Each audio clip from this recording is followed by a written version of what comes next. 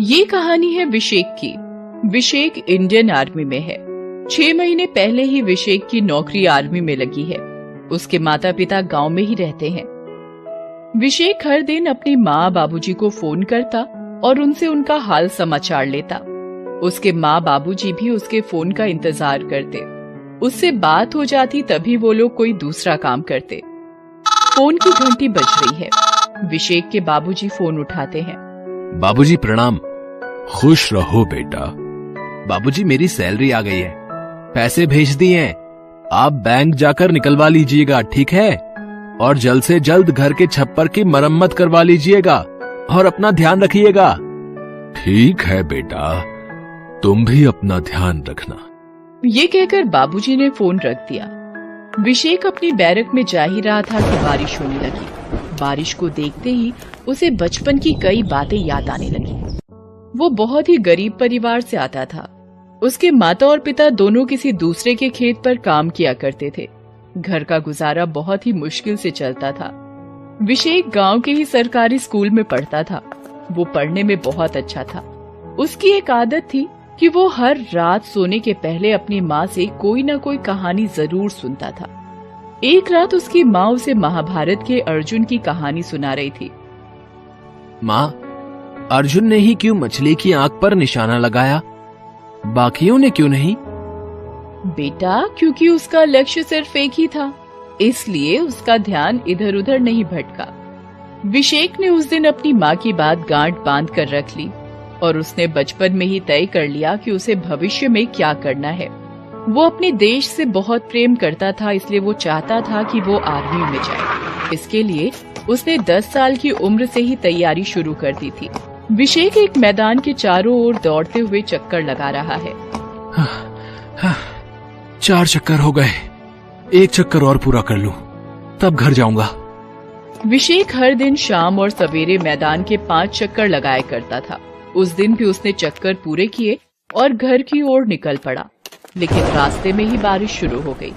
रात ज्यादा हो रही थी, इसलिए वो भीगते भीगते ही घर पहुंचा। जैसे ही वो अपने खपरेल घर में पहुंचा तो देखा कि बारिश के कारण उसके घर की छत से पानी टपक रहा था। वहां उसकी माँ ने एक मटका लगा रखा था। ये सब देखकर उसे अपनी किताबों की फिक्र हो रही थी।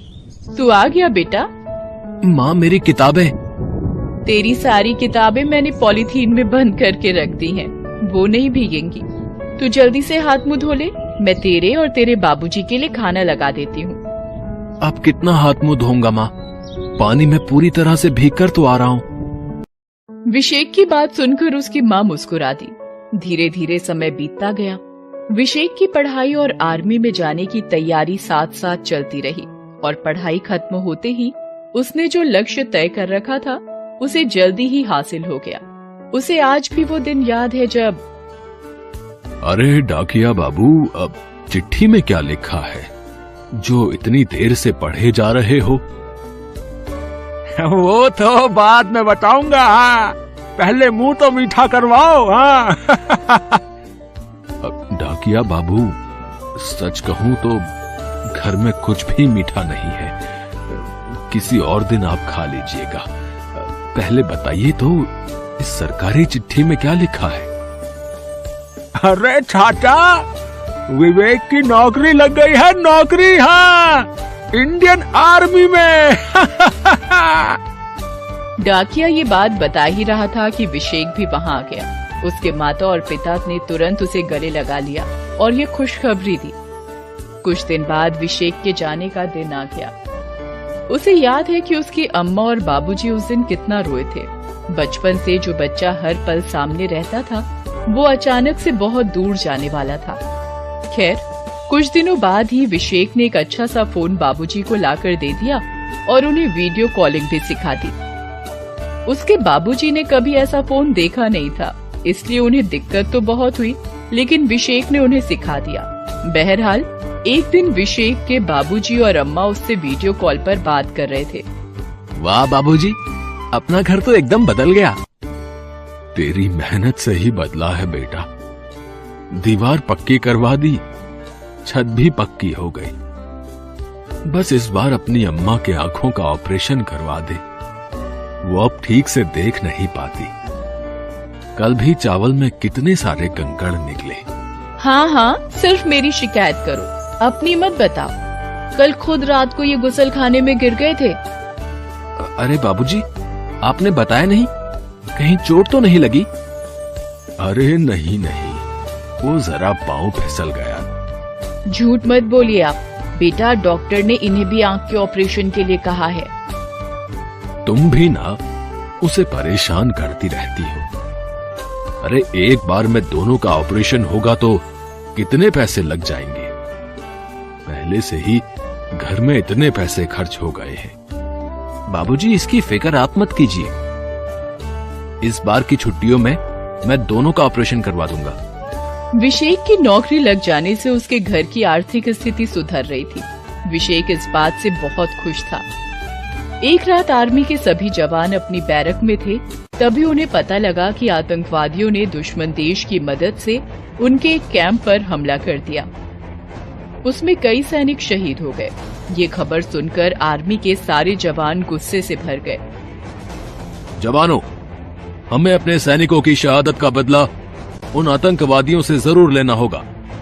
हमें अपने सूत्रों से पता लगा है कि आतंकवादियों का एक कैंप बॉर्डर के बिल्कुल पास से ऑपरेट हो रहा है। हम आज ही उस कैंप को उड़ाकर उन्हें करारा जवाब देंगे। आर्मी की बटालियन ने आतंकवादियों के कैंप को चारों ओर से घेर लिया। दोनों ओर से लगातार फायरिंग होती रही। सुबह से शाम हो गई, लेकिन फायरिंग बंद नहीं हुई। इस बीच विशेक आतंकवादियों की नजर बचाकर उनके कैंप में ही मशीन गन लेकर घुस गया। आतंकवादियों की नजर जैसे ही उस पर पड़ी, वो उस पर अंधाधुंध फायरिंग करने लगे। लेकिन भारत माता का दुलारा विशेक फायरिंग की परवाह किए बिना उनकी फायरिंग का जवाब गोलियों से देने लगा। उसने सारे आतंकवादियों को मार गिराया, लेकिन उन आतंकवादियों की एक गोली इस जांबाज के सीने को भी छलनी कर गई। विशेक शहीद हो गया। हम बूढ़ों को किसके भरोसे छोड़ गए बेटा? हमेशा कहता था, अम्मा, एक ही लक्ष्य है जीवन का, आर्मी में जाना, देश सेवा करना।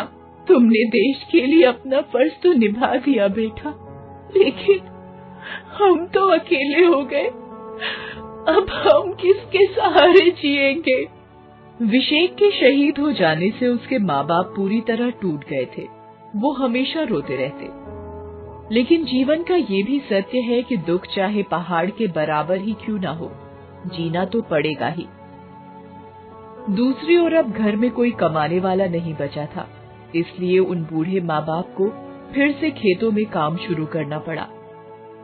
पता है भाग्यवान, अब सच में जीने का मन नहीं करता। हमें मौत क्यों नहीं आ जाती? आप ऐसी बातें नहीं करिए। विशेक जीवित नहीं है तो क्या हुआ, वो हमारे पास ही है हमेशा। आप जांबाज सिपाही के बेटे हैं। आप इस तरह कमजोर की तरह बातें करेंगे तो उसकी आत्मा को दुख पहुंचेगा। बाबूजी ने जी तो कड़ा कर लिया, लेकिन बेटे की याद तो उन्हें हर पल आती। एक शाम जब दोनों खेतों से लौट रहे थे तो उनके गांव के सरपंच जी ने उन्हें देखा। एक शहीद के माँ बाप की ऐसी स्थिति देखकर उनका मन रो गया। उन्होंने पंचायत बुलाई। गांव वालों, हमारे गांव का बेटा देश के लिए शहीद हो गया।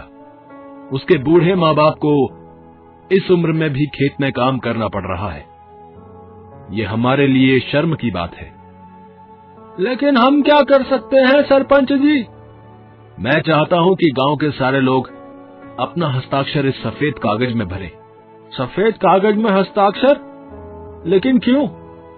हम सरकार के पास ये कागज भेजेंगे और शहीद के माँ बाप की रोजी रोटी ठीक से चले, उसकी व्यवस्था की बात कहेंगे। सरपंच जी ने वो कागज सरकार को भेजा। सरकार ने जल्दी ही एक पेट्रोल पंप का आवंटन विशेक के परिवार वालों के लिए कर दिया। उस पेट्रोल पंप का नाम शहीद विशेक के नाम पर रखा गया। आज गांव में वो पेट्रोल पंप विशेक के माता पिता चला रहे हैं। उनके पेट्रोल पंप पर किसी भी शहीद सैनिक के परिवार से कोई भी पैसा नहीं लिया जाता है। Thanks for watching.